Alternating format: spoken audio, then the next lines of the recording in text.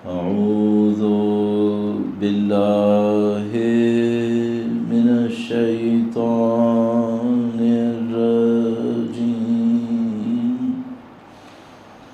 بسم الله الرحمن الرحيم. الحمد لله رب العالمين، والصلاة والسلام على سيد الأنبياء والمرسلين، حبيب إله العالمين أبي القاسم محمد صل على محمد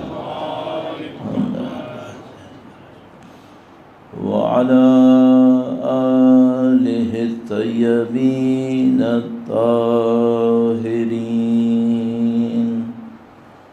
سيما بقية الله في الأراضين. قال الله تعالى في كتابه الكريم: بسم الله الرحمن الرحيم.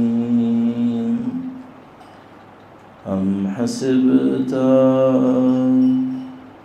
أن أصحاب الكهف والرقيم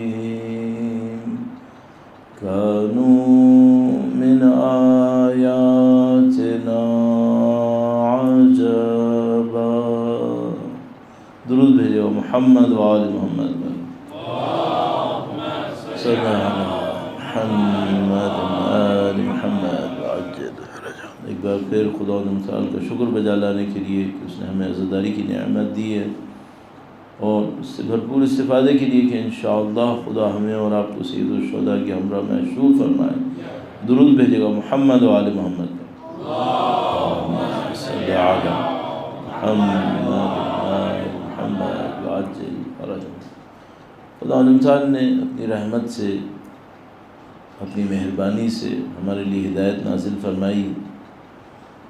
حضرت آدم علیہ السلام سے لے کر شروع کیا اور ختمی مرتبہ محمد مصطفیٰ صلی اللہ علیہ وآلہ وسلم تک. صلی علی محمد. دین مبین کو نازل فرمایا. اس دین کے اندر بہت ساری خاصیتیں ہیں. ایک تو یہ کہ ایسا نہیں ہے کہ ایک دین آپ کو دنیا کے لیے چاہیے اور ایک دین آپ کو آخرت کے لیے چاہیے. دونوں کے لیے ایک ہی ہے. تو آپ مثال کے طور پر اگر آپ دین کے اوپر عمل کریں گے تو دنیا کا گھاٹا ہوگا یا فائدہ ہوگا؟ بہت بڑا مسئلہ ہے. چونکہ ہم لوگ کبھی مثال کے طور پر ہم دین کے اوپر عمل کرنے کی کوشش کرتے ہیں تو ہم دیکھتے ہیں ظاہر میں گھاٹا ہوتا ہے. ایک آدمی دھوکہ دیتا ہے، کمائی کر لیتا ہے. ہم دھوکہ نہیں دیں گے، کمائی نہیں کریں گے، تو ظاہری طور پہ گھاٹا ہوگا. تو اپنے آپ سے ایک سوال کرنا چاہیے، یہ جو خدا تعالیٰ نے ہمیں دین دیا ہے، اس دین میں دنیا میں فائدہ ہوگا یا دنیا میں نقصان ہوگا؟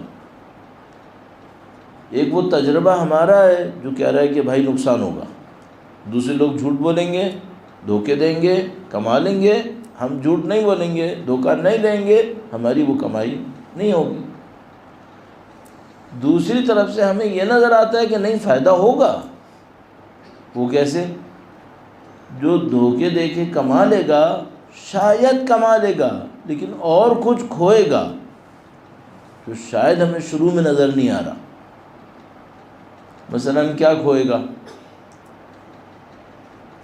پریسائزلی نہیں کہہ سکتا میں کون سا بندہ کیا کھوئے گا، لیکن اتنا مجھے پتہ ہے وہ یہ کہ جو آدمی بھی دھوکہ دہی سے زندگی گزارے گا، زندگی میں کوئی نہ کوئی چیز ایسی کھوئے گا جس پہ بعد میں پچھتائے گا.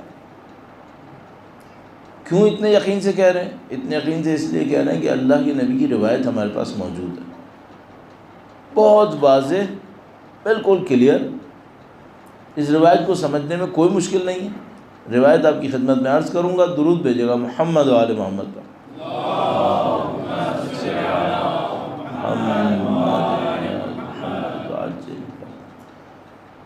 اور ایسی روایات ہمارے پاس ایک سے زیادہ ہیں، کئی روایات ہیں۔ فرمایا علیکم بالآخرہ تأتک الدنیا یا تأتکم الدنیا صاغرہ، تم آخرت کی پرواہ کرو، دنیا حقیر ہو کر تمہارے پاس آئے گی۔ آخرت کے اوپر پلاننگ کرو، اگر تم آخرت کے اوپر پلاننگ کرو گے دنیا ذلیل ہو کر تمہارے پاس آئے گی۔ اچھا اگر یہ نہیں ہوا تو کیا ہوگا؟ یہ نہیں ہوا تو دنیا کے لیے پلاننگ کرو گے نا، آخرت کو چھوڑ کر۔ تو اللہ کے نبی کے اس ارشاد کا یہ نتیجہ نکلتا ہے کہ اگر تم نے دنیا کے لیے پلاننگ کی، آخرت کو اگنور کر دیا، تو کیا ہوگا؟ تمہیں ذلیل ہو کر دنیا کے پیچھے بھاگنا پڑے گا، تمہیں ذلیل ہو کے بھاگنا پڑے گا۔ اچھا اب وہ جو آخرت کو چھوڑے گا، دنیا پہ پلاننگ کرے گا، وہ ذلیل ہو کر جب دنیا کے پیچھے بھاگ رہا ہوگا تو اس کو پتا ہوگا کہ میں ذلیل ہو رہا ہوں؟ نہیں، اس کو پتا ہوگا کہ میں گھاٹے میں جا چکا ہوں؟ بعض اوقات نہیں، وہ کیا بولتا رہے گا کہ یہ تو روٹین ہے، یہ تو کرنا پڑتا ہے۔ تو وہ نیٹ لاس میں جا رہا ہوگا، لیکن پرابلم کیا ہوگی؟ اس نیٹ لاس کو ریئلائز بھی نہیں کرے گا کہ میں لاس میں گیا۔ کیا نشانی ہے؟ دیکھو بہت سادہ سی نشانی، بھائی میں دنیا کے پیچھے بھاگا، اتنا بھاگا کہ اپنے بھائیوں سے بھی گیا، ماں باپ سے بھی گیا، سب کو چھوڑ چھاڑ کر اپنی چھوٹی سی ایک دنیا بنا کے بیٹھ گیا۔ دنیا تو مل گئی ہے، کیا کھویا ہے؟ جب میں مرنے لگوں گا نا تو اچانک مجھے یاد آئے گا کہ میں نے کیا کیا ہے۔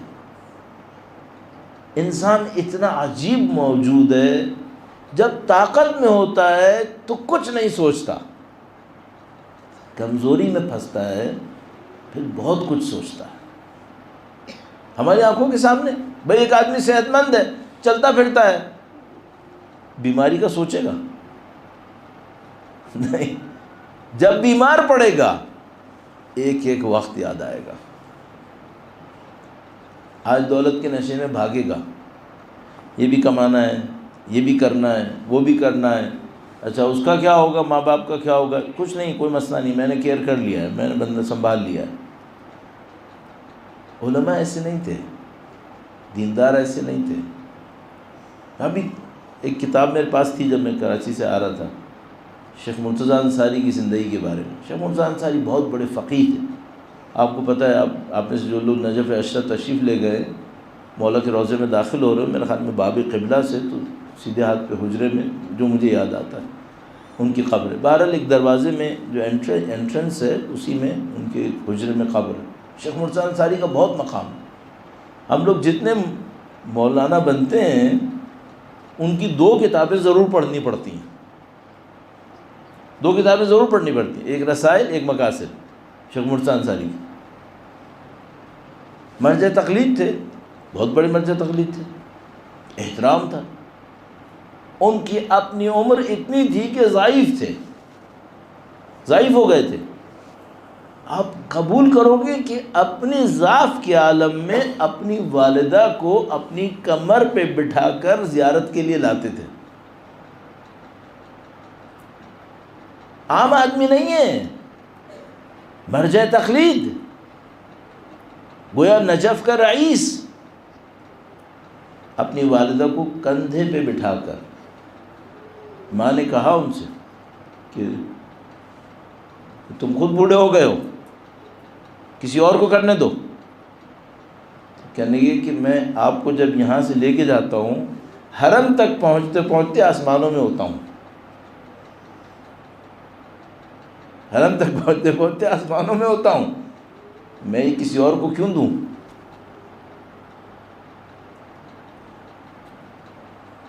جو آدمی دنیا کے پیچھے بھاگے گا وہ اسے کھوئے گا، اس کو یاد رہے گا کہ میں نے کھو دیا، نہیں یاد رہے گا۔ کیوں؟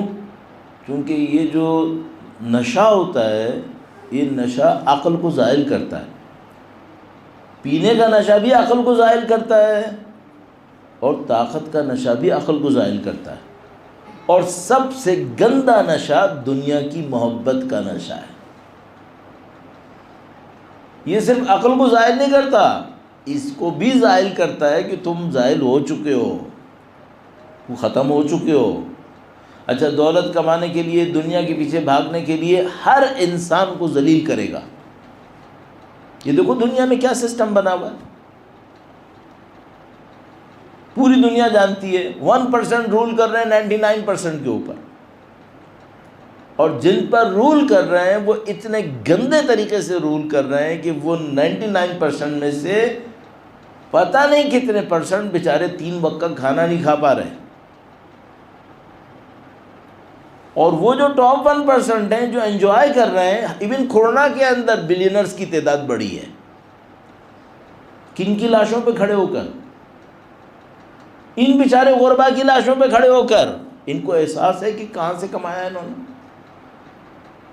کس کا پیٹ کاٹا ہے؟ نہیں۔ کیوں نہیں ہے؟ انسان نہیں ہے، یہ انسان ہے، لیکن دنیا کے پیچھے بھاگنے کا نشہ اتنا گندا نشہ ہے، یہ کچھ نہیں چھوڑتا انسان کے اندر۔ یہ اللہ کے نبی نے ہمیں 1400 سال پہلے بتا دیا تھا کہ بھائی تمہارے پاس 2 راستے ہیں، یا تم آخرت کا منصوبہ بناؤ، آخرت کو پرائورٹی دے دو، یہ دین ہے۔ اگر تم آخرت کو پرائورٹی دو گے تو خدا کیا کرے گا؟ آخرت تو تمہاری محفوظ ہو گئی، چونکہ تم نے آخرت کے لیے محنت کی ہے۔ دنیا بچے گی یا نہیں بچے گی؟ اے اللہ کے نبی فرمانے دنیا بھی تمہارے پاس آئے گی، دنیا بھی تمہارے پاس آئے گی۔ اچھا، آپ مجھ سے کہیں گے بھائی وہ بلینر بنے گا نہیں بنے گا؟ اگر میں یہ جواب میں کہوں کہ میں بلینر سے بڑا بھی بنتا دیکھ رہا ہوں، بلینر سے بڑا وہ بھی بن جائے گا، تو آپ کہیں گے نہیں بھائی یہ ہوتا تو نہیں دیکھا ہم نے۔ میں ایک مثال دیتا ہوں، درود بھیجے گا محمد و آل محمد پر، صلی علی محمد وعجل فرج۔ اور یہ بہت اچھا ہے، اس کو اپنی زندگی میں آپ جتنی جلدی انالیسس کر لیں بہت اچھا ہے۔ کیوں؟ کمزور ہونے سے پہلے سیکھ لو۔ کمزور ہونے کے بعد لائف میں جو ایک پرابلم ہے، بہت بڑی پرابلم ہے، اس میں یو ٹرن نہیں ہے، لائف میں کوئی یو ٹرن نہیں ہے۔ اگر 40 ایئرس کے بعد کوئی انلائٹمنٹ آئی ہے، یہ 40 ایئرس واپس نہیں آئیں گے۔ آپ نے اپنا ٹائم لگایا، کیوں دیر لگا انلائٹمنٹ میں؟ تو ریورس گیئر نہیں ہے یہاں پہ، کوئی یو ٹرن نہیں ہے، آپ کو جو ٹائم گزرنا تھا وہ گزر چکا ہے۔ تو سب سے اچھا کام یہ پہلے سیکھ لو، پہلے سیکھو۔ اچھا، اب جناب علی، میں نے اللہ کے نبی کے فرمان پر اگر خدا توفیق دی عمل کیا، میں نے آخرت کے لیے منصوبہ بنایا، دنیا ملے گی یا نہیں ملے گی؟ اللہ کے نبی نے فرمایا تھا دنیا حقیر ہو کر تمہارے پاس آئے گی۔ کیا دے گی دنیا مجھے؟ دولت دے گی، طاقت دے گی، کیا دے گی دنیا مجھے؟ میں آپ سے ایک بات پوچھتا ہوں، انسان سب کچھ کماتا ہے، کس کے لیے کماتا ہے؟ مثلا فرض کرو آج آپ کو کوئی کہہ دے، کل بھی تھوڑی سی بات ہوئی تھی اس پر، کہ بھئی آپ کو $1 بلین ملنے والے ہیں، $1 بلین لے لو گے پھر کیا کرو گے؟ ولاز لوں گا، پراپرٹیز لوں گا، پتہ نہیں جیٹ لوں گا، یاچ لوں گا، ان سب میں بیٹھ کر کیا ہوگا؟ ان سب میں بیٹھ کر مزے لوں گا۔ اس مزے کو کیا کہتے ہیں؟ اس مزے کو کہتے ہیں سکون۔ اور کسی کو ابو ذر کی طرح بغیر پیسے کے سکون ملتا ہوں؟ ہم سب کو معلوم ہے اس ساری گیم کے پیچھے ایک سکون ہے جو انسان کو چاہیے، اور بعض اوقات یہ سارا پیسہ ہوتا ہے اور سکون نہیں ہوتا ہے۔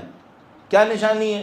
جا کے دیکھو، یہ دنیا کے جو بڑے بڑے، اب میں بار بار ارب پتی نہیں کہوں گا، بلینر نہیں کہوں گا، یہ ڈرگز میں کیوں ہیں؟ اگر ان کو ٹرو لائف میں سکون مل رہا ہے تو ڈرگز میں کیوں جا رہے ہیں؟ پھر ڈرگز کی اوور ڈوز سے مرتے ہیں، ایک دن میں 300 آدمی مرتے ہیں امریکہ میں اوور ڈوز سے، مہنگی مہنگی ڈرگز سے۔ اگر زندگی میں سکون ہے تو ڈرگ کے پیچھے کیوں گئے؟ جاؤ مزے لو۔ ان سب کو پتہ ہے دنیا دیکھنے میں بڑی خوبصورت ہے، اس کے پیچھے بھاگتے رہو، جیسے جیسے ملتی رہتی ہے ویلیو ختم۔ اب تمہارے پاس دو راستے ہیں، تم بھی بھاگو۔ اچھا مزے کی ایک اور بات بھی ہے، یہ جو دنیا کے پیچھے بھاگنے والے 100 آدمی ہیں، ان میں سے زیادہ 4-5 کو دنیا میں ملنا ہے، باقی سب نے 95% نے اس کی آرزو میں مرنا ہے،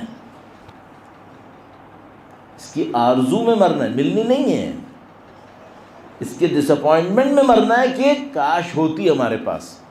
دو راستے ہیں، ایک یہ راستہ ہے، اللہ کے نبی فرمایا ایک یہ راستہ ہے، اگر تم اس راستے پر آؤ گے خدا دنیا کو ذلیل کر کے تمہارے پاس لائے گا، اور آخرت تمہاری محفوظ ہے الحمدللہ۔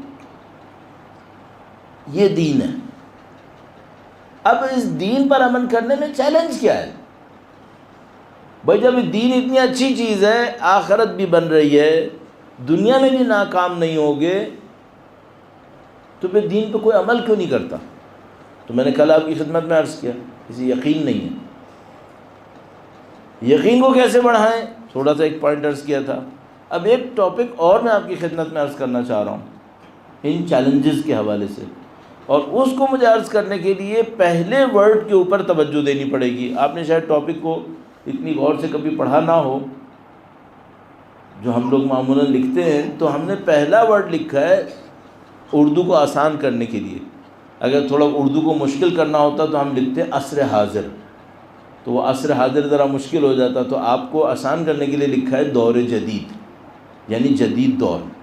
تو میں تھوڑا سا آپ کی خدمت میں جدید دور پہ عرض کروں گا۔ یہ جدید دور کا مطلب کیا ہے، اس کو ہم کیا دیکھتے ہیں؟ درود بھیجے گا محمد و آل محمد پر۔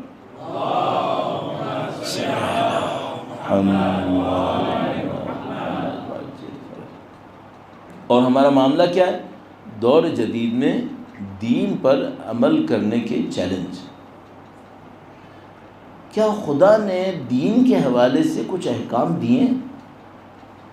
نماز کے بارے میں حکم ہے، بالکل ہے، یہ دینی حکم ہے غیر دینی؟ دینی ہے۔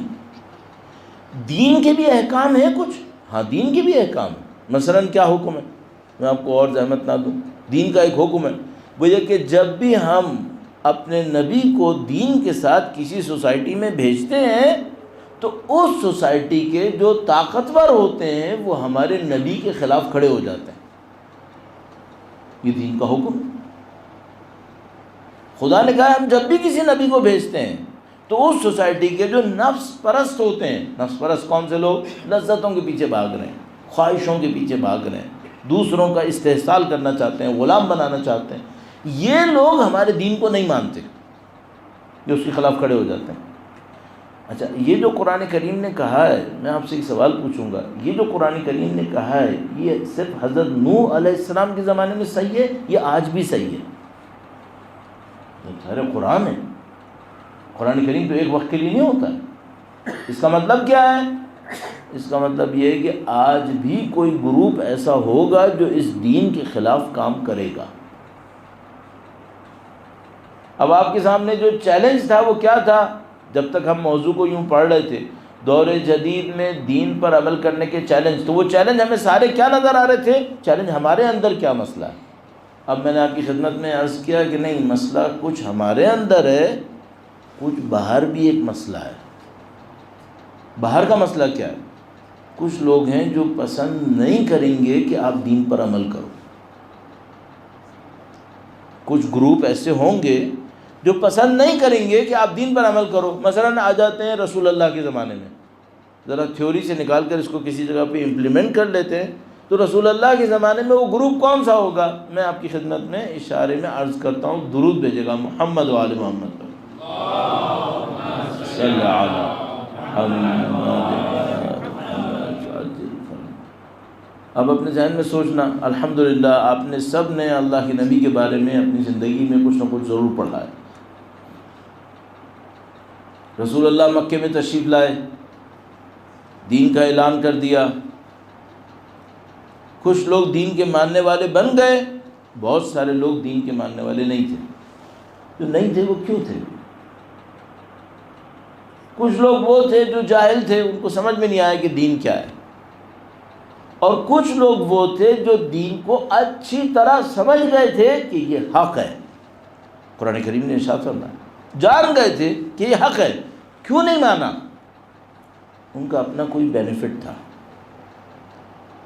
اگر وہ مان لیتے ان کا وہ انٹرسٹ ان کے ہاتھ سے نکل جاتا. ایک فائدہ تھا ان کا. اور امپلیمنٹ کرتا ہوں. مکے میں کیا تھا؟ خانہ کعبہ. سب سے بڑی پاور، سوشل پاور خانہ کعبہ.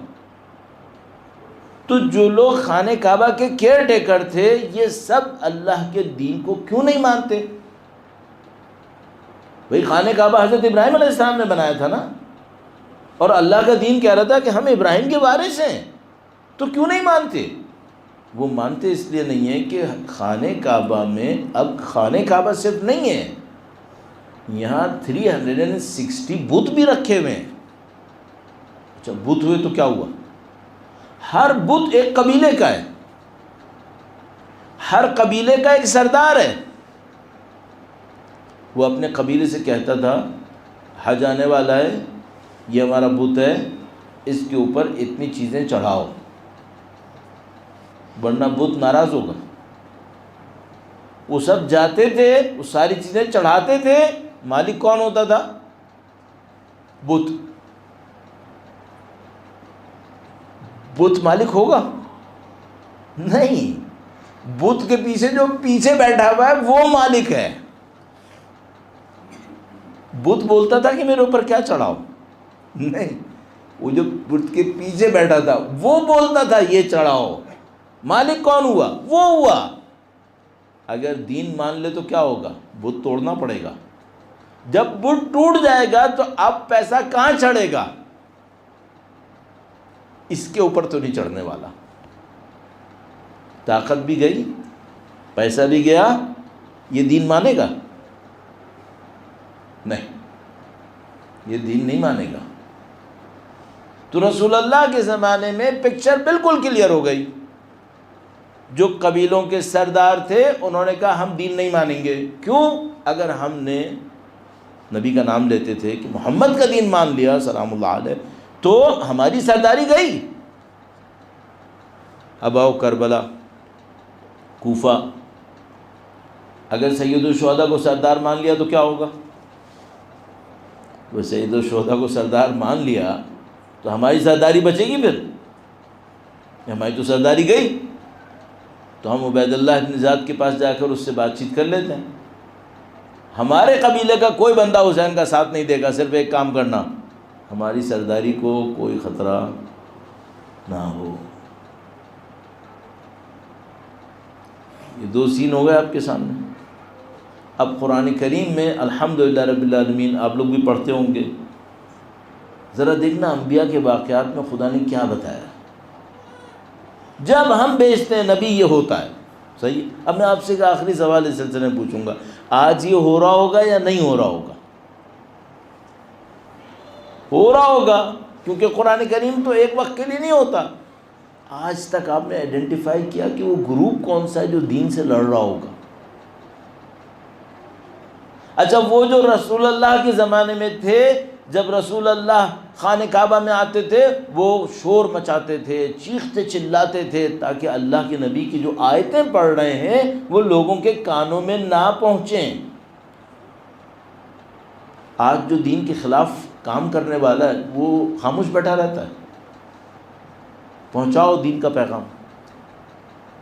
اچھا کل جو رسول اللہ کے زمانے میں تھا، جب اس نے دیکھا کہ رسول اللہ کا پیغام پھر بھی پہنچ رہا ہے تو اس نے رسول اللہ کا بائیکاٹ کیا، رسول اللہ کو پہنچا دیا. شاب ابی طالب کے اندر 3 سال تک اللہ کے نبی بی بی خدیجہ سلام اللہ علیہ کے ہمراہ وہاں پر موجود رہے. آج کا جو دین کے خلاف کام کرنے والا ہے وہ کیا کرتا ہے؟ کوئی مسئلہ نہیں ہے، جو کرنا ہے کرتے رہو. یا نہیں، یہ حرکتیں وہ بھی کر رہا ہے، ہمیں نظر نہیں آ رہا ہے. یہ آپ اپنے آپ سے پوچھنا. اب ہم کہہ رہے تھے دور جدید میں دین پر عمل کرنے کے چیلنج. تو چیلنج کیا ہے؟ قرآن کریم فرما رہا ہے چیلنج صرف تمہارے اندر نہیں ہے، ایک باہر کی طاقت بھی ہے. اچھا انبیاء کیا کرتے ہیں؟ انبیاء صرف لوگوں کے اندر کا چیلنج ختم نہیں کرتے، باہر کے چیلنج کو بھی للکارتے ہیں، اور یہ وہ حصہ ہے جو ہم لوگوں کے ہاں معمولاً بات نہیں کرتے، یہ ہم لوگوں کے یہاں معمولاً بات نہیں کرتے۔ اب میں آپ کی خدمت میں ایک مثال عرض کروں گا، درود بھیجے گا محمد و آل محمد پر، صلی علی محمد و آل محمد وعجل فرج۔ سب سے اسی موقع پر چلتے چلتے یہ میں آپ سے درخواست کروں گا، اور وہ یہ ہے کہ بھائی ہر روز قرآن کریم ضرور پڑھو، بھائیوں اور بہنوں دونوں، قرآن کریم ضرور پڑھو، اور ترجمے کے ساتھ اس کو سمجھنے کی بھی کوشش کرو۔ صرف ایسا نہ ہو کہ قربتاً الی اللہ 2 صفحے 4 صفحے 5 صفحے عربی میں پڑھے معاملہ ختم، نہیں، اس کو سمجھنے کی کوشش کرو، اس میں کچھ نہ کچھ راز ملیں گے، ہم لوگوں کو بھی مل جائیں گے، انبیاء کو نہیں معلوم کیا کیا حکمتیں ملتی تھیں، ہمیں بھی کچھ نہ کچھ ملے گا۔ خدا متعال نے حضرت موسیٰ علیہ السلام کو اپنی وحی کے لیے چن لیا، پورا واقعہ آپ کو یاد ہے، بچپن سے سنا ہے، 20 بچوں کے ساتھ جا رہے تھے، رات کا وقت تھا، سردی بھی تھی، کہیں پہ راستہ گم کر بیٹھے، راستہ نہیں مل رہا تھا، پھر بھی بچوں سے کہا تم لوگ رکو، مجھے ایک جگہ کے اوپر آگ نظر آ رہی ہے، میں جا کے دیکھتا ہوں۔ جب وہاں پہنچے تو ان سے کہا کہ اللہ نے کہا کہ اے موسیٰ فاخلع علیک، اپنے 2 چپل اتار دو، انک بالوادی المقدس طویٰ، تم مقدس وادی کے اندر آ گئے۔ یہ 2 چپل کون سے اتروائے تھے؟ قرآن کریم میں بہت اشارے ہیں، بہت اشارے۔ قرآن کریم جب حضرت موسیٰ علیہ السلام کو نبوت دینے والا ہے تو کیا کہہ رہا ہے؟ پہلے 2 چپل اتارو۔ بھئی کوئی کہنے کی بات ہے؟ اور وہ بھی قرآن میں لکھ دیا۔ تو خداوند متعال کیا کہنا چاہ رہا ہے؟ خداوند متعال کہنا چاہ رہا ہے کہ اگر کسی کو میرے راستے پہ چلنا ہے تو پہلے پست اور انفیریئر چیزوں کو اپنے دماغ سے نکالنا ہوگا، ورنہ میرے راستے پہ نہیں چل پاؤ گے۔ فاخلع علیک، اپنے 2 چپل اتارو۔ کیوں؟ انک بالوادی المقدس طویٰ، تم سیکرڈ ویلی کے اندر آ گئے ہو، تمہیں بڑا کام ملنے والا ہے، چھوٹی چیزوں کو دماغ سے نکالو۔ آپ کو چن لیا گیا ہے کس کام کے لیے؟ آپ نبی ہیں۔ کیا کروں؟ پہلا اسائنمنٹ، اب ذرا تصور کرو، حضرت موسیٰ علیہ السلام نبوت کے لیے انتخاب ہو گئے، پہلا اسائنمنٹ کیا ہے؟ اگر میں مولوی ہوں، میں کہیں جاؤں گا تو پہلا اسائنمنٹ کیا لوگوں سے کہوں گا جو میں نے کیا؟ میں نے کہا بھائی آپ لوگ اول وقت نماز پڑھیں، قرآن پڑھیں۔ حضرت موسیٰ علیہ السلام نبی بنے، پہلا اسائنمنٹ کیا ہے؟ اللہ نے کہا ہوگا بنی اسرائیل سے کہو کہ جا کے نمازیں پڑھیں، قرآن پڑھیں، دعائیں پڑھیں، نہیں، خدا تعالیٰ نے پہلا اسائنمنٹ دے کر کہا اذهب الى فرعون انه طغى، فرعون کے پاس جاؤ، اس نے بہت سر اٹھایا ہوا ہے، جاؤ اس کا مقابلہ کرو۔ یا اللہ، تبلیغ کی بات ہونی چاہیے تھی، دعا کا ذکر ہونا چاہیے تھا، نہیں، خدا نے کہا نہیں، چیلنج باہر کھڑا ہوا ہے، جب تک یہ بدبخت یہاں موجود ہے قوم چین کا سانس نہیں لے پائے گی۔ یہ فرعون بیٹھا ہوا ہے یہاں پہ، جو اس کا مقابلہ کرو۔ حضرت موسیٰ علیہ السلام اپنے پہلے اسائنمنٹ کو لے کر دربار فرعون میں آ گئے۔ میں اپنے آپ سے ایک سوال پوچھتا ہوں، بہت ہی امپورٹنٹ سوال ہے، ہمارے زمانے کا بھی کوئی فرعون ہے؟ اس فرعون کو چیلنج کون کرے گا؟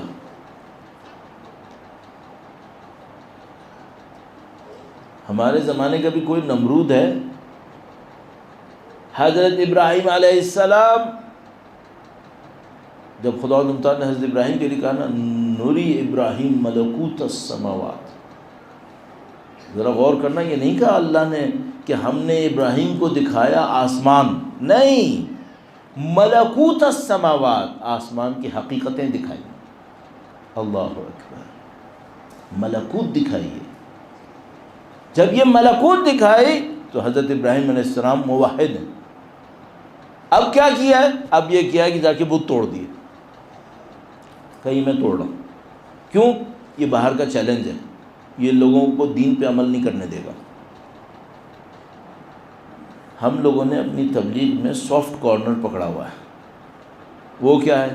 میں یہاں آؤں گا، میں سب آپ لوگوں کو کہتا رہوں گا نماز پڑھو، روزے رکھو، قرآن پڑھو، اور باہر ایک فرعون بنا ہوا ہے، اس کو میں نے چیلنج نہیں کرنا ہے. اور آپ نے بھی مجھ سے کیا کہنا ہے؟ مولانا آپ پیسفل آؤ، پیسفل جاؤ، ادھر ادھر کی زیادہ باتیں نہیں کرنا ہے. اپنے آپ کو بھی مشکل میں نہ ڈالو، ہمیں بھی مشکل میں نہ ڈالو، اپنی زندگی میں مشغول رہو، ہم بھی مشغول ہیں. حضرت موسیٰ کچھ اور تھے بھائی، حضرت ابراہیم علیہ السلام کچھ اور تھے. اور یہ جو ہماری زندگی کا معجزہ ایران کے اندر ہوا ہے نا، وہ یہی ہوا ہے.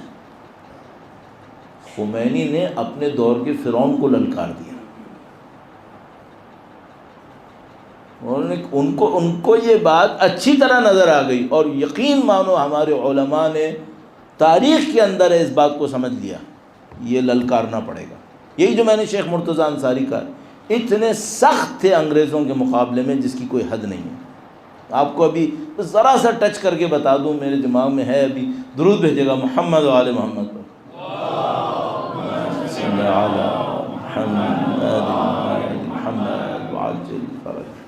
ابھی دیکھو ہم لوگ جو سب کانٹیننٹ والے ہیں نا، اب آپ لوگ پتہ نہیں اپنے آپ کو اب ظاہر اردو میں رکھ رہے ہو تو کچھ نہ کچھ تو لنک ہے ابھی بھی.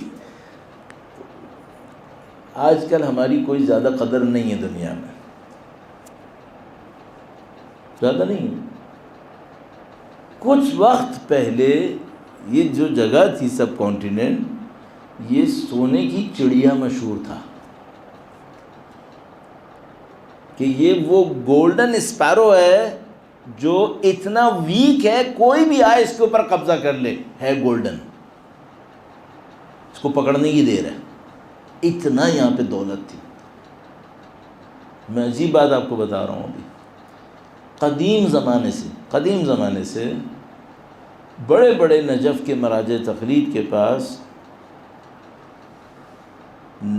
انڈیا میں ریاست تھی اودھ نام کر کے، جس کا کیپٹل تھا لکھنؤ. اس زمانے میں لکھنؤ کے نواب ہوتے تھے، یہ اہل بیت کے ماننے والے ہوتے تھے. مراجع تقلید کا جو نجف کا اصلی سسٹم جس پیسے سے چلتا تھا وہ اودھ کے نوابوں کا تھا، ان کا پیسہ آتا تھا وہاں پہ. تو یہ جو ہمارا مراجع تقلید کی خدمت میں اپنے اموال کو پہنچانا ہے کوئی نئی بات نہیں ہے، یہ کئی سو سال سے چل رہا ہے. آج ہمارے برصغیر کی اہمیت ختم ہو گئی ہے، یہ پہلے بھی تھا، کئی سو سال سے ایسے ہی تھا. جب انگریز نہیں تھے تب بھی تھا، پھر انگریز آئے. 1857 میں وار آف انڈیپینڈنس ہوئی، جس کو یہ لوگ بدقسمتی سے میوٹنی کہتے ہیں. اس میں مسلمان ہار گئے، ہندو بھی ہار گئے، انگریز جیت گئے. تو انہوں نے سب چیزوں پہ قبضہ کر لیا. سب چیزوں پہ قبضہ کرنے کے بعد وہاں انہوں نے مسلمانوں پہ بہت ظلم کیا، ہر چیز چھین لی ان کی. لیکن لکھنؤ کے نواب کا ایک سرٹن اماؤنٹ تھی جو اینولی عراق جاتی تھی مراجع کے پاس. انگریز آئے، انہوں نے دیکھا سارا پیسہ چھین لیا، سب کا چھین لیا، سب سے ریاستیں لے لیں، راجے مہاراجے مسلمان ہندو سب کو انہوں نے مروایا، یہ کیا وہ کیا. وہ اماؤنٹ جو جاتی تھی اس کو انہوں نے نجف پہنچا دیا، سب لوٹ لیا، یہ اماؤنٹ نہیں روکی. اس کو بولا یہ نجف بھیج دو. اب شیخ مرتضیٰ انصاری کا دور تھا. اچھا، نجف میں پتہ تھا کہ یہ اماؤنٹ نہیں آئی نا تو ہمارے پاس اسٹوڈنٹس کو اسکالرشپ دینے کے لیے بھی نہیں ہوگا، پرابلم آئے گی، کیونکہ فنڈ مین وہاں سے آ رہا تھا. شیخ مرتضیٰ انصاری نے کہا کہ میں انگریزوں سے پیسہ نہیں لوں گا. تو ان کے جو ساتھ تھے ایک دو لوگ، وہ ان کے پاس آئے، ان کا حاجی آقا اگر یہ ہم نے نہیں لیا تو ہمارے پاس طالب علموں کو رکھنے کے لیے کچھ نہیں ہے، نجف کے طالب علم مریں گے پھر. کہا میں ایسا ہی ہوں، میں بھوکا رہتا ہوں، جاؤ میرے گھر میں دیکھو کیا ہے۔ اگر طالب علم کو رہنا ہے، طالب علم مشکل اٹھائے، سختی اٹھائے، تو وہ کہتے تھے اگر طالب علم رنج اور فقر نہیں دیکھ سکتا تو جو راستہ جہنم کا راستہ ہے۔ تو انہوں نے کہا کہ اگر کیوں نہیں لے رہے ان کا پیسہ، یہ ان کا ہے بھی نہیں انگریزوں کا، یہ تو مسلمانوں کا ہے، اہل بیت کے چاہنے والوں کا پیسہ ہے۔ کہا نہیں، یہ انگریز بہت بدبخت ہے، انہوں نے انہی اہل بیت کے چاہنے والوں کو وہاں پہ شہید کیا ہے، اور وہاں کا پیسہ یہاں لا کر ہمارے سر کے اوپر احسان رکھنا چاہ رہے ہیں کہ ہم نے تمہیں پیسہ پہنچایا۔ کہ میں ان سے پیسہ نہیں لوں گا، میں بھوک برداشت کروں گا، ان سے نہیں لوں گا۔ پورے نجف کو سختی میں ڈال دیا۔ قدیم زمانے سے جو دین پر عمل کرنے والے تھے وہ پہچان گئے تھے کہ ہر دور میں ایک فرعون بھی ہوتا ہے، ایک نمرود بھی ہوتا ہے، تمہیں کبھی نہ کبھی اس کو چیلنج دینا پڑتا ہے۔ نہیں چیلنج دو گے تو کیا ہوگا؟ تو اپنی دعاؤں میں مشغول رہو گے، اور ایک زمانہ ایسا آئے گا جب تمہارا دین وہی دین بن جائے گا جن کو ہم خانقاہوں کا دین کہتے ہیں۔ وہ کیا ہوتا ہے؟ وہ یہ ہوتا ہے کہ تم اپنے گھروں کے اندر بیٹھے رہو گے، دعائیں پڑھتے رہو گے، قرآن پڑھتے رہو گے، باہر لوگ مرتے رہیں گے اور کوئی کچھ نہیں کرے گا۔ عبادتوں میں مشغول رہو گے، اور سوسائٹی میں جو انجسٹس ہوگا اسے چیلنج نہیں کرو گے۔ اللہ یہ دین نہیں مانتا، اللہ اپنی انبیاء کو کہتا ہے جاؤ مقابلہ کرو۔ اگر مقابلہ نہیں کروا رہا ہوتا نا تو یقین مانو یہ سب کچھ نہیں ہونا تھا۔ اب میں بار بار صرف اتنا کہوں گا، قرآن کریم پڑھو، انبیاء کی واقعات پڑھو، اور اس میں دیکھو یہ کیسے ہوا، اور اس کے بعد پوچھو اصلی چیلنج کہاں پر ہے۔ اب آپ جتنا بھی چیلنج ڈھونڈیں گے، اگر آپ نے اس کو پکڑ لیا کہ یہ بھی ایک پارٹی ہے جو پرابلم کریٹ کر رہی ہے، تو بہت ساری چیزیں آپ کو سمجھنا آسان ہو جائیں گی۔ اور اگر آپ نے اس گروپ کو مس کر دیا تو یقین مانو آپ کو سمجھنا مشکل ہو جائے گا آج ہم پھنسے ہوئے کہاں پر ہیں۔ ایک مثال کہنے کی کوشش کرتا ہوں، درود بھیجے گا محمد و آل محمد پر۔ صلی علی محمد محمد عجل۔ ایک دفعہ ہم کہیں تہران میں ایک بندے سے بات کر رہے تھے، اس کا ایکسپیرینس تھا پرانے وقت میں، یعنی جو شاہ کا زمانہ تھا اس زمانے میں آرمی میں تھا وہ، تو وہ اس کی سنا رہا تھا، کہتا تھا کہ شاہ کے زمانے میں آرمی تھی، وہ ایسی تھی ویسی تھی۔ تو کہنے لگا کہ پہلے ہم یہ سمجھتے تھے کہ یہ امریکہ شاہ کے ساتھ ہے تو ان کو اس سے کوئی غرض نہیں کہ ہم اپنا دین کیا کریں، ان کو صرف تیل چاہیے۔ کہنے لگا پہلے ہم یہ سمجھتے تھے ان کو صرف تیل چاہیے، آئل چاہیے، ان کو ہمارے دین سے کوئی غرض نہیں۔ کہنے لگا جب میں خود فوج میں گیا تو میں نے کچھ چیزیں ایسی دیکھی، میں سمجھ گیا کہ نہیں، ان کو صرف تیل نہیں چاہیے، ان کو ہمارا دین بھی چاہیے۔ میں نے اس سے پوچھا ایسی مثلا کیا چیز دیکھی؟ کہنے لگا تم یقین مانو جتنے بھی آرمی میں ٹوائلٹ بنتے تھے سارے قبلہ رخ ہوتے تھے۔ تو کہتے تھے ہم دماغ لڑاتے تھے کہ یار 4 ڈائریکشنز ہیں، کسی بھی ڈائریکشن میں بن سکتا تھا۔ اچھا آرمی کو زمین کی کوئی کمی ہوتی ہے؟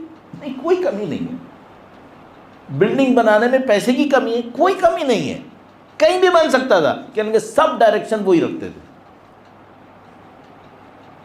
کمپلسری کچھ چیزیں ہوتی تھیں، کہنے کہ یہ کرنی ہوتی تھی، اگر تمہیں آرمی میں رینکنگ چاہیے نا یہ کرنی پڑے گی۔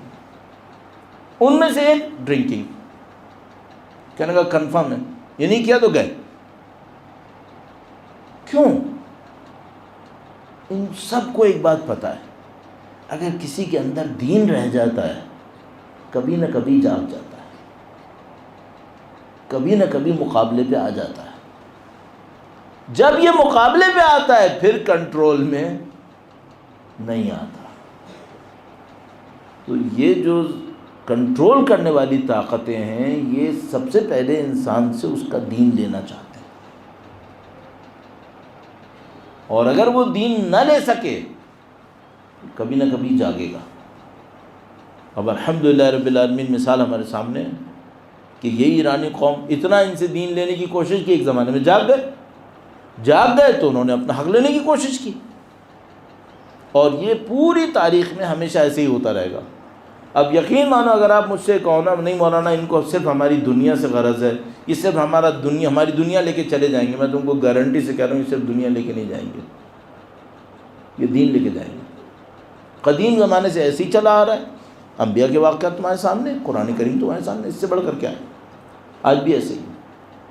اب میں اس کے اوپر بعد میں بات کروں گا، بس مجھے الحمدللہ رب العالمین ایک پوائنٹ مل گیا، وہ یہ کہ اگر کسی کے اندر دین ہو، کتنا ہی سو لے کبھی نہ کبھی جاگ جاتا ہے۔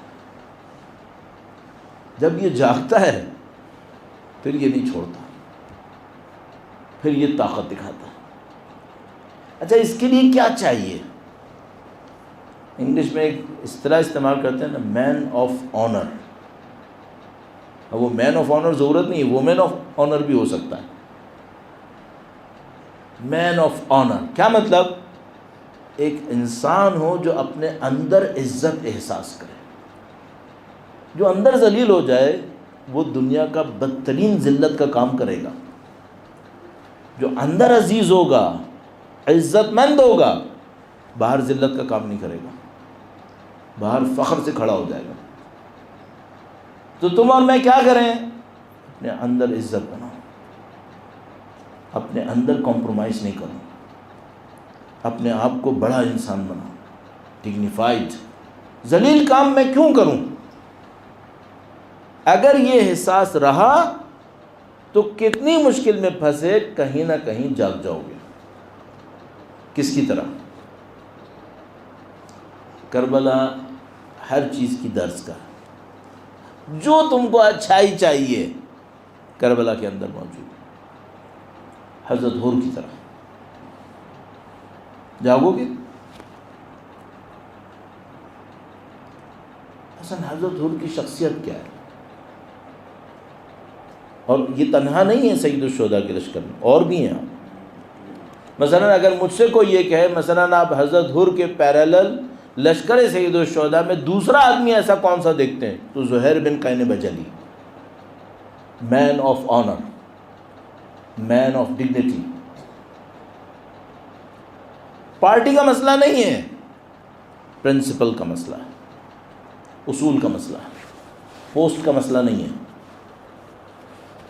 محبت کا مسئلہ بھی نہیں ہے، اصول کا مسئلہ ہے۔ حضرت حور اپنے کسی ساتھی سے بیان کرتے ہیں، کہتے ہیں جب میں کوفہ سے یہ اسائنمنٹ لے کر نکلا کہ مجھے امام حسین کا راستہ روکنا ہے، تو میں خود سوچ رہا تھا کہ یہ اسائنمنٹ میری زندگی کا بہت سخت کام ہے۔ اچھا ان کے ذہن میں ایک اصول بنا ہوا تھا کہ اگر مجھے کوئی ڈیوٹی ملی ہے تو مجھے ڈیوٹی پوری کرنی ہے، جو ان کے دماغ میں اصول تھا، فوجی دماغ۔ تو کہنے لگے کہ میں جب یہ ڈیوٹی لے کے نکلا تو میں سوچ رہا تھا کہ یہ زندگی کا میرا سب سے سخت کام ہے کہ مجھے کس کا راستہ روکنا ہے؟ اللہ اکبر، نواز رسول کا۔ کہنے لگے جب میں نکل رہا تھا تو پیچھے سے ایک ندا آئی، ابشروہ بالجنہ، اس کو جنت کی بشارت دے دو۔ کہنے لگے کہ میں سوچ رہا تھا کہ میں نواز رسول کا راستہ روکنے جا رہا ہوں، مجھے جنت کہاں سے مل رہی ہے، جنت کی بشارت کہاں سے آ رہی ہے؟ آگے بڑھتے ہیں، سید الشہداء کے سامنے آتے ہیں، سید الشہداء کے سامنے آتے ہیں، بات کرتے ہیں، گفتگو ہوتی ہے۔ پہلا جو سامنا ہوا وہ حر کی کمزوری کا تھا۔ حر کا لشکر صحرا میں تھا، صحرا میں گویا یہ لوگ ڈائریکشنز کو مس کر دیتے ہیں، ڈائریکشنز کو مس کرنے کی وجہ سے جس سائڈ میں پانی تھا اس کے اپوزٹ سائڈ میں چلنا شروع کر دیتے ہیں۔ اپوزٹ سائڈ میں چلتے ہیں، کچھ ہی دیر میں ایگزاسٹڈ ہو جاتے ہیں، اور جو پانی ان کے پاس تھا وہ پانی ختم ہو چکا ہے۔ سید الشہداء مکے سے ایک اسپیسیفک ڈائریکشن کو لے کے چل رہے تھے، اور اس ڈائریکشن میں جگہ جگہ پر امام رک کر پانی لیتے تھے۔ یعنی اگر کاؤنٹ کرو تو مکے سے لے کے کربلا تک سید الشہداء نے کم سے کم 12 جگہ اسٹے کیا ہے۔ 12 جگہ اسٹے کیا ہے، اور اسٹریٹجک جگہوں کے اوپر اسٹے کیا ہے، یعنی جہاں سے پانی ریسیو کر رہے تھے وہ۔ حر سے ملنے سے پہلے جس جگہ پہ رکے وہاں انہوں نے کافی مقدار میں پانی جمع کر لیا تھا۔ حر کے لشکر کے سامنے آئے، حر کا لشکر 1000 لوگ تھے، سید الشہداء کا لشکر احتمال قوی یہ ہے، زیادہ تر ہم گیس یہ کر رہے ہیں کہ 200 بھی نہیں تھے، 200 بھی نہیں ہوں گے۔ جب یہ لشکر آمنے سامنے آتا ہے، حر اپنی انٹینشن دکھاتے ہیں کہ بھائی میں آپ کا راستہ روکنے آیا ہوں۔ سید الشہداء بات کو چھوڑ دیتے ہیں اور کہتے ہیں کہ حر، ہم تمہاری اس اسائنمنٹ کے اوپر بعد میں بات کریں گے، لیکن میں احساس کر رہا ہوں کہ تم لوگ بہت تھکے ہوئے اور پیاسے ہو، کیا ایسا ہی ہے؟ حر نے کہا ہاں پیاسے، ہم راستہ بھول بیٹھے اور سارا لشکر پیاسا۔ اچھا، جو حر کا لشکر تھا نا، یہ بھی بکھر رہا تھا، یعنی کچھ 100 آگے تھے، کچھ تھوڑا پیچھے تھے، اور کچھ لوگ بہت پیچھے رہ گئے تھے پیاس کی وجہ سے، بہت کمزور تھے۔ جب یہ لشکر سامنے آیا، پیاسا بھی تھا، اسکیٹرڈ تھا، تو سید الشہداء کے لشکر میں کسی نے آ کر سید الشہداء سے کہا مولا یہ لوگ 1000 ہیں، ان میں طاقت نہیں ہے، یہ موقع اچھا ہے، یہیں پہ ان کا مقابلہ کریں، اور ان کا مقابلہ کر کے ہم 100-200 ہیں جتنے بھی ہیں، ان سے زیادہ طاقتور ہیں، ہم ان کو شکست دے دیں گے۔ ان کو جب ہم شکست دے دیں گے تو دوسرا لشکر جب تک کوفہ سے آئے گا ہم کوفہ پہنچ جائیں گے، ان سے ہمیں لڑنے کا موقع دیں۔ سید الشہداء کا لشکر آسانی سے 1000 کو مار لیتا، کوئی مسئلہ نہیں تھا، وہ پیاسے بھی تھے، کمزور پڑے ہوئے تھے۔ سید الشہداء نے فرمایا کہ اب ذرا غور سے سن۔ سید الشہداء نے کہا کیا انہوں نے اب تک میرے اوپر شمشیر چلائی ہے؟ انہوں نے مجھ پہ تلوار چلائی ابھی تک؟ کہ نہیں۔ کہ نہیں، اگر ابھی تک اس نے تلوار نہیں چلائی میں اس پہ تلوار نہیں چلاؤں گا۔ یہ اصول تھا اہل بیت اطہار علیہ السلام کا، ہم کبھی بھی جنگ خود شروع نہیں کریں گے، ہم مسلمان پہ شمشیر نہیں چلا سکتے۔ کہ اس نے شمشیر چلائی؟ نہیں چلائی، ہم نہیں چلائیں گے جب تک یہ نہیں چلائے گا۔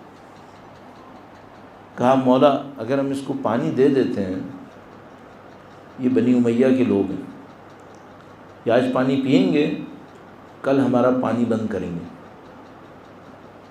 اگر آپ نے ان کو پانی پلا دیا ہمارا پانی ختم ہو جائے گا۔ سید الشہداء ہم بار بار ریفر کرتے ہیں نا، نواس رسول، نواس رسول، یہ صرف جنریشن کا مسئلہ نہیں ہے، یہ آئیڈیالوجی اور کلچر کا مسئلہ ہے۔ رسول اللہ نے کبھی دشمن پہ پانی بند نہیں کیا تھا، تو حسین نواس رسول پانی کیسے بند کر دیتا؟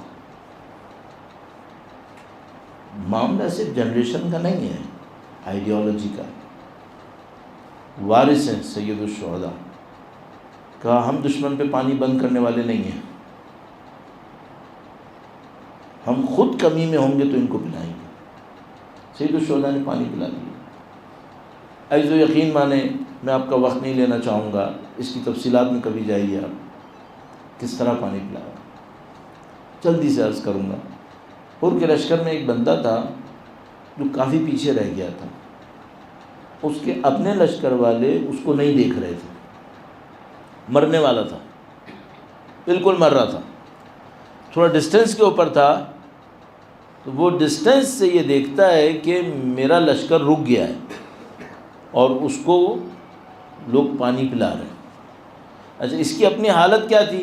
اس کی اپنی حالت یہ تھی کہ اس سے چلا نہیں جا رہا تھا، لاسٹ مومنٹس پہ تھا، مر رہا تھا بالکل، اس سے چلا نہیں جا رہا تھا، تو یہ زمین کے اوپر چاروں ہاتھ پاؤں کو رکھ کے چل رہا تھا، کھڑے ہو کے نہیں چل سکتا تھا، تو ایسے اپنے آپ کو رگڑ رگڑ کے چل رہا تھا، اور وہاں دیکھتا ہے لوگوں کو پانی پی رہے ہیں، تو یہ سوچتا ہے کہ میں چیخ کے آواز دیتا ہوں تو کوئی مجھے دیکھ لے گا، پھر مجھے بھی پانی مل جائے گا، تو یہ چلانے کی کوشش کرتا ہے، تو اس کے بدن میں طاقت نہیں تھی کہ یہ چلا سکے، تو یہ ایسے ہی اپنے آپ کو گھسیٹتا ہے اور ادھر دیکھتا رہتا ہے، دیکھتا ہے اس نیت سے کہ شاید کوئی مجھے دیکھ لے کہ میں چل رہا ہوں۔ سب لوگ پانی پی رہے تھے، پلا رہے تھے، تو یہ کہتا ہے میں نے دور سے دیکھا کہ امام حسین ایک جگہ بیٹھے ہوئے تھے. تو یہ کہتا ہے کہ میں نے سوچا کہ میں صرف حسین کی طرف دیکھوں گا. اگر میں ان کی طرف دیکھتا ہوں تو میرا چانس ہے کہ یہ میری طرف دیکھ لیں گے، اور اگر یہ مجھے دیکھ لیں گے تو مجھے پانی پلائیں گے. تو کہتا ہے کہ میں اپنے آپ کو گھسیٹتا رہتا ہوں اور میں امام حسین کو دیکھتا رہتا ہوں. مجھے یہ جملہ کہنا چاہیے، کاش ہم لوگ اپنی زندگی میں صرف حسین کو دیکھیں. کاش. تو کہتا ہے کہ میں امام حسین کو دیکھتا ہوں، امام حسین مجھے دیکھتا ہے. پھر جیسے امام حسین دیکھتے ہیں کہ میں اتنی دور ہوں اور کوئی امید نہیں ہے میرے لیے، تو کہتا ہے امام حسین نے خود پانی کی مشک اٹھائی، میری طرف آنا شروع کر دیا. کہتا ہے میری امید بن جاتی ہے کہ اب میں زندہ رہ سکوں گا. کہتا ہے امام حسین میرے پاس آتے ہیں اور مشک کو میرے نزدیک لا کر کہتے ہیں تم ہاتھ پھیلاؤ، میں تمہارے ہاتھوں میں پانی ڈال دوں گا. تو کہتا ہے میں زمین پہ گر چکا تھا اس وقت تک.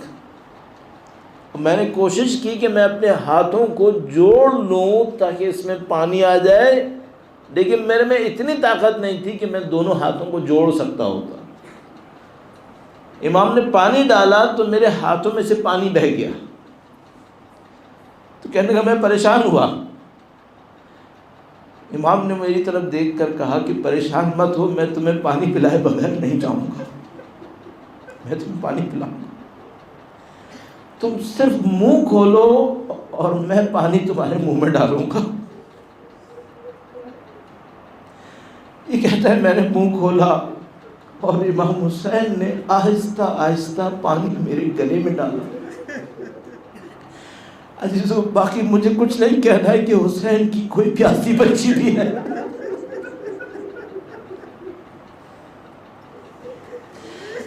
کاش لشکر ہور میں کوئی ہوتا.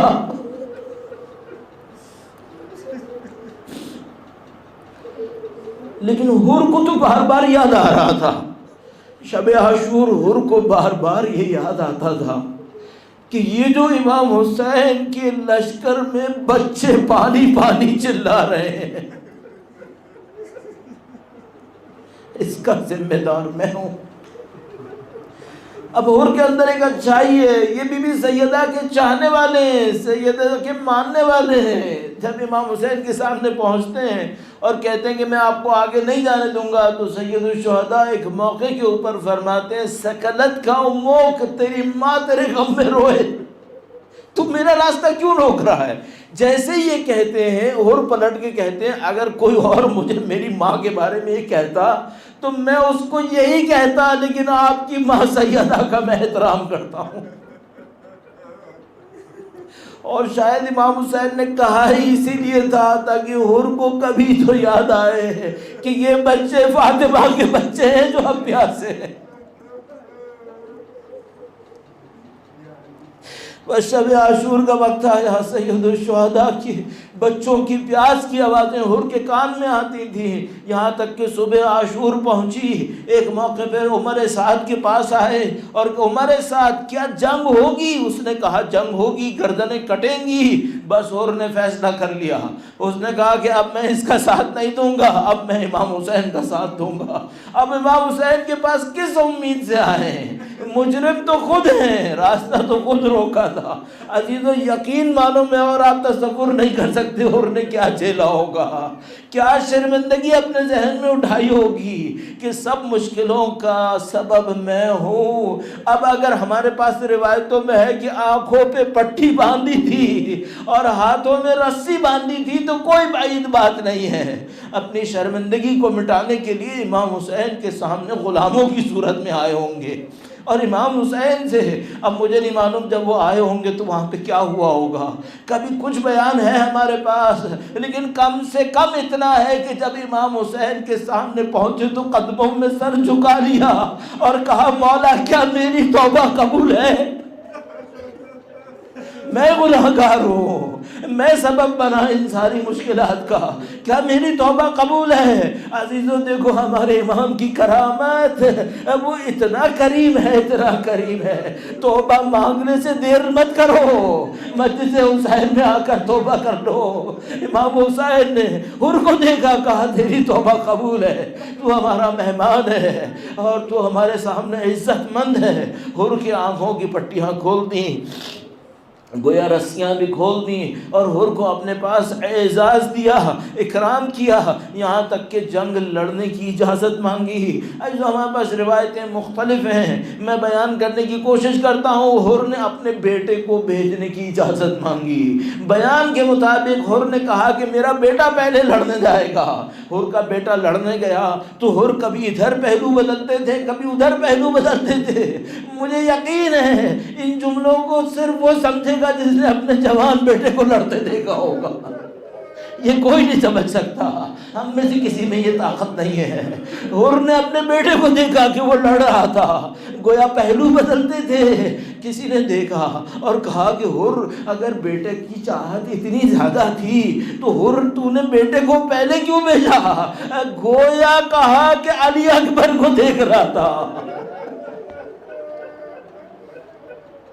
ارے تو کہاں علی اکبر کو دیکھے گا؟ علی اکبر کا مقام کچھ اور ہے۔ لیکن حر نے بھی اپنی قربانی کا ایک انداز اختیار کیا۔ پھر حر اٹھے، جب بیٹا گرا، بیان کے مطابق جب بیٹا گرا تو حر کھڑے ہوئے اپنے بیٹے کا لاشا لانے کے لیے۔ امام نے کہا حر رک جاؤ، توبہ کرنا آسان ہے، آنکھوں میں پٹیاں بدوانا آسان ہے، لیکن جوان بیٹے کا لاشا حسین لائے، یہ حسین کا کام۔ امام حر کے بیٹے کا لاشا لے آئے۔ اب حر روانہ ہوئے، دشمنوں سے کارزار کیا۔ ان کی تو ماں نے ان کا نام ہی حر رکھا تھا، آزاد رکھا تھا، یہ یزید کی غلامی کیسے لے لیتے؟ انہوں نے مقابلہ کیا، دشمنوں کو تہہ تیغ کیا، بس ایک موقع پر زمین پر گر پڑے۔ جب زمین پر گر پڑے سید الشہداء اٹھے حر کا استقبال کرنے کے لیے کہ حر شہادت کی طرف جا رہے تھے۔ جو 2 منٹ اور لوں گا۔ حر کے سامنے پہنچے، حر اپنی زندگی کے آخری سانس لے رہے تھے، گویا پیشانی کے اوپر ایک زخم لگا ہوا تھا، ماتھے پر ایک زخم لگا ہوا تھا، اس میں سے خون بہت زیادہ نکل رہا تھا۔ جب سید الشہداء نے دیکھا کہ حر دیکھ نہیں پا رہے تو اپنی جیب سے ایک رومال نکالا ہے۔ جو مختلف روایات ہمارے پاس ہیں جس میں احتمال قوی یہ ہے کہ یہ رومال بھی سیدہ زہرا سلام اللہ علیہا کا رومال تھا۔ سید الشہداء نے یہ رومال نکالا ہے اور حر کی پیشانی پر باندھ دیا تاکہ خون نکلنا بند ہو جائے۔ عزیزو حر دفن ہو گئے، سالوں گزر گئے، سینکڑوں سال گزر گئے۔ ایک ایرانی بادشاہ کربلا سے گزرا اور وہ حر کے روضے پر نہیں گیا۔ تو دوسروں نے پوچھا کہ بھائی تو سب کے روضے پر گیا، تو حر کے روضے پہ کیوں نہیں گیا؟ کہا کہ حر سے امام حسین راضی ہوتے تو اپنے پاس ہی دفنا لیتے۔ سب نے کہا کہ نہیں، حر تو بہت امام کا عاشق تھا اور امام بھی اس کو چاہتے تھے۔ کہنے لگا اگر ایسا ہے تو مجھے قبر کھود کے دیکھنا ہے کہ حر کا لاشا کیسا ہے۔ اگر اس کا لاشا سالم ہے تو اس کا مطلب ہے حر عاشق ہے۔ اب جو لاشا کھولا تو حر بھی تھا اور حر کی پیشانی پہ رومال بھی تھا۔ اب یہ بادشاہ کہنے لگا کہ مجھے یہ رومال چاہیے، چونکہ تم لوگ بیان کرتے ہو کہ یہ سیدہ زہرا کا رومال ہے، اب مجھے یہ رومال چاہیے۔ بہت منع کیا کہ دیکھو یہ تحفہ امام حسین نے حر کو دیا تھا، تم اس کو ہاتھ مت لگاؤ، لیکن کہنے لگا مجھے چاہیے۔ جیسے ہی وہ رومال کھولا وہاں سے خون برآمد ہونا شروع ہو گیا۔ اس کا مطلب کیا ہے؟ اس کا مطلب یہ ہے کہ عزیزوں میں اور تم امام حسین کی عزا میں آئے ہیں، اگر ایک دفعہ امام حسین نے دعا دے دی ہماری قبروں میں ہزاروں سال بھی دعا چل جائے گی۔ اللہ لعنت اللہ علی القوم الظالمین۔